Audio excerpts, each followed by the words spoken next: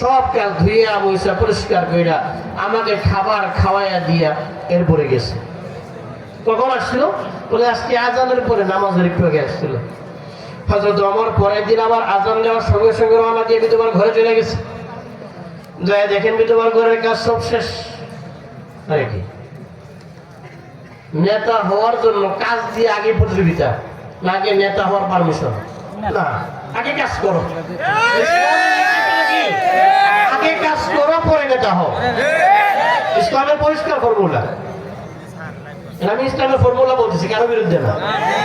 যেদিকে টানেন কোনো লাভ নেই, টানাটানি বেরেন না। টানাটানি করলে জাহান্নামের গর্তে পড়বেন। এগুলো করে শেষ করছি আমরা সব। আসেন নির্ভেজাল ভাবে কোরআনের পক্ষে আসেন, জীবনের জন্য কিছুটা পুঁজি হবে ইনশাআল্লাহ।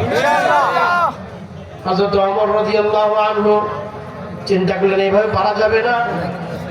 পরের দিন ফজরের ওয়াক্ত আসার সঙ্গে সঙ্গে আজানের অনেক আগেই চলে আসছেন বিধবার ঘরে। আসার সঙ্গে সঙ্গে বিধবা বলতেছে এই মাত্র এক যুবক কাজ করে চলে গেছে।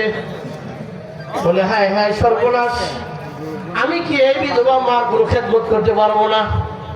পরের দিন হযরত ওমর চিন্তা করলেন রাতের আমার কাজগুলো শেষ করে ওই বিধবা মহিলার ঘরের সামনে দাঁড়ায় যাব, দাঁড়ায় দেখবো কি হয়। হযরত ওমর দাঁড়ায় আছেন, কেউ আসে না।